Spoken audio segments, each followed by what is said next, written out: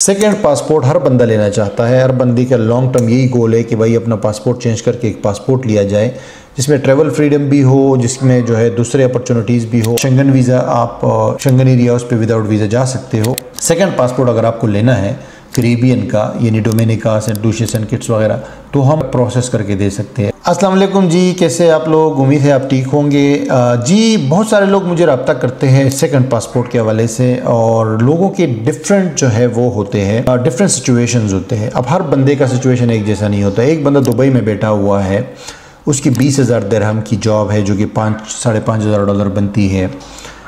एक बंदा वहीं पे 2,000 या 3,000 दिरहम में नौकरी कर रहा है। दूसरा बंदा पाकिस्तान में बैठा हुआ है, ब्यूरोक्रेट है, बिजनेसमैन है, या इन्वेस्टर है, करोड़पति है, अरबपति है। एक और बंदा बैठा हुआ है जो है वो लंदन में बैठा हुआ है, वो एक अलग किस्म की जॉब कर रहा है।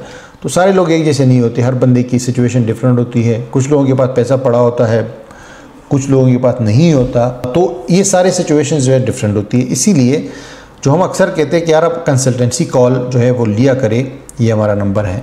तो इसमें आपकी पूरी सिचुएशन को मैं ख़ुद जो है कॉल पे बात करता हूँ आपसे। पूरी सिचुएशन को समझने के बाद मैं आपको एक ऑप्शन देता हूँ, क्योंकि सेकंड पासपोर्ट हर बंदा लेना चाहता है। हर बंदे का लॉन्ग टर्म यही गोल है कि भाई अपना पासपोर्ट चेंज करके एक पासपोर्ट लिया जाए जिसमें ट्रैवल फ्रीडम भी हो, जिसमें जो है दूसरे अपॉर्चुनिटीज़ भी हो, और एक फ्यूचर की इंश्योरेंस है ये सेकंड पासपोर्ट। इसमें सबसे जो अच्छा ऑप्शन है, जो क्विक भी है, वो सिटीजनशिप बाय इन्वेस्टमेंट है। क्योंकि सिटीजनशिप बाय इन्वेस्टमेंट में आपको डायरेक्ट गवर्नमेंट को लीगली पैसे देने होते हैं और वो आपको पासपोर्ट देते हैं, जिसमें कुछ रियल एस्टेट बेस्ड है और कुछ डोनेशन बेस्ड है। लेकिन सबसे अच्छे डोनेशन बेस्ड है, क्योंकि डोनेशन बेस्ड में आपको ज़्यादा चीज़ें जो है रिक्वायरमेंट्स नहीं होती। डायरेक्ट आप पैसा दो और पैसा भी कम होता है बेसिकली दूसरे ऑप्शन से। तो आप डायरेक्ट पैसे देते हो और आपको डायरेक्ट 6 से 7 महीने में पासपोर्ट मिल जाता है। ये डायरेक्ट सिटीजनशिप बाय इन्वेस्टमेंट है, जिसमें मशहूर ऑप्शंस आपको पता है, ये कैरिबियन कंट्रीज़ है, Dominica, Saint Kitts, Saint Lucia वगैरह। तो यहाँ का आप पासपोर्ट ले सकते हो। $1.5 लाख से $2 लाख के दरमियान में आपको सारी फैमिली को मिल जाता है, ठीक है। और उसके अलावा कम में भी है, जैसे दूसरी कंट्रीज़ है, नाउरू है, ये सिएरा लियोने है, साओ टोमे एंड प्रिंसिपी है, अभी रिसेंटली जो है बोट्सवाना ने भी निकाला है। लेकिन इनके पासपोर्ट थोड़े से कमज़ोर है। वेनुवाटू भी है इसमें।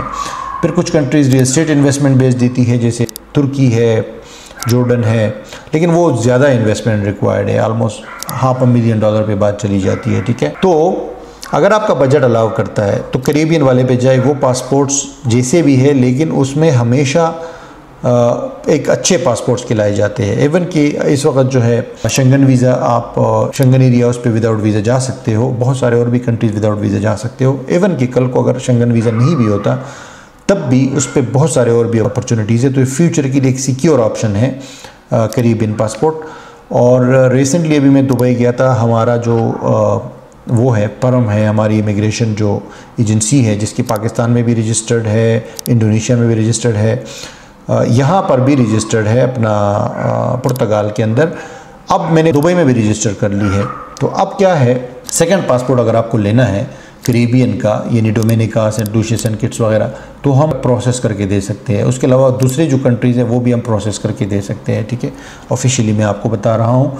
तो पहला ऑप्शन तो ये है कि इस पर आप जाएँ। ये सबसे अच्छे ऑप्शन है, इसमें कोई सरदर्दी वाला काम नहीं है। फिर अगर आप जैसे तुर्की वाले में जाना चाहते हैं तो तुर्की वाले में भी जा सकते हैं, लेकिन उसकी तकरीबन $4 लाख ऑफिशियल इन्वेस्टमेंट है, और उसको थोड़ा फ़ी से मिला के 5 लाख तक बात चली जाती है, क्योंकि वो टैक्स भी देना है आपने 4%, और उसके बाद जो है लॉयर फीस वगैरह। और लाजमी बात है, आपने 4 लाख से थोड़ा ऊपर लेना होता है। एग्जैक्टली 4 लाख का तो नहीं ले सकते, आपको 4.20, 4.30 या 4.5 तक का लेना होता है। लेकिन उसमें इशू ये है कि आपको तुर्की के अंदर वो रियल एस्टेट ढूंढना और उसको फिर परचेज़ करना, और लंबा चौड़ा चक्कर होता है काफ़ी ना, तो उसमें सरदर्दी हो जाती है। उससे अच्छा है कि आप कैरिबियन में $1.5 लाख, 2 लाख पे पूरी फैमिली के लिए जाए तो वो ज़्यादा बेहतर है। लेकिन तुर्की वाले में भी आप जा सकते हो, उसमें टाइम ज़्यादा लगेगा, सरदर्दी ज़्यादा है। और उसके अलावा ये है, तुर्की वाले में आजकल टाइम भी ज़्यादा लग रहा है, ठीक है। उसके अलावा ये है बात कि तुर्की में अगर आप रियल एस्टेट की जगह पर ज़्यादा बेहतर बैंक वाला ऑप्शन है। आप बैंक में पैसे रख के $5 लाख, वो ज़्यादा प्रॉपर्टी से ज़्यादा अच्छा ऑप्शन वो है, क्योंकि आजकल प्रॉपर्टी के प्राइस भी थोड़ी सी वो अनस्टेबल है ना तुर्की के अंदर। तो उसके अलावा लोग कुछ जो है वो चाहते हैं कि भाई वो रहेंगे तो वहाँ पे रह के वो पासपोर्ट लेना चाहते, तो ये भी ऑप्शन अवेलेबल है। आपको रहना पड़ेगा बाय रेजिडेंसी। सबसे अच्छे ऑप्शन जो है यूरोप के अंदर है, और फिर साउथ अमेरिका दूसरे नंबर पे आ जाता है। तो ये भी ऑप्शंस अवेलेबल है। इसके लिए भी हम आपको रेकमेंड कर सकते हैं कि कौन सा कंट्री आपके बजट की और आपके स्किल्स और आपके ओवरऑल सिचुएशन के हिसाब से बेहतर है। ठीक है, उसके बाद जनाब बाय इन्वेस्टमेंट, यानी कोई रियल एस्टेट में इन्वेस्ट करके या बिजनेस में इन्वेस्ट करके, वो भी ऑप्शन अवेलेबल है। तो उसके लिए भी डिफरेंट कंट्रीज़ है, लेकिन आपके पास वो होनी चाहिए, आपके पास इन्वेस्टमेंट होनी चाहिए। बाय जॉब, बाय स्टडी, ये सारी चीज़ें जो है हर बंदे के लिए ऑप्शंस अवेलेबल है। दुनिया में बहुत सारे ऑप्शंस है। ठीक है, लेकिन वही बात है कि हमें पता नहीं है कि आपके लिए कौन सा ऑप्शन बेस्ट है। तो फिर आप ये कंसल्टेंसी कॉल हमारी बुक करी, पेड कंसल्टेंसी कॉल है, इसमें आपके सिचुएशन के हिसाब से मैं आपको रेकमेंड करूँगा। ठीक है जी, थैंक यू वेरी मच। आपका कोई क्वेश्चन हो तो आप कमेंट में करें या व्हाट्सएप पर रब्ता करें, तो आपको फ़ीस और लिंक सेंड कर दिया जाएगा, उस पर आप बुक कर सकते हो।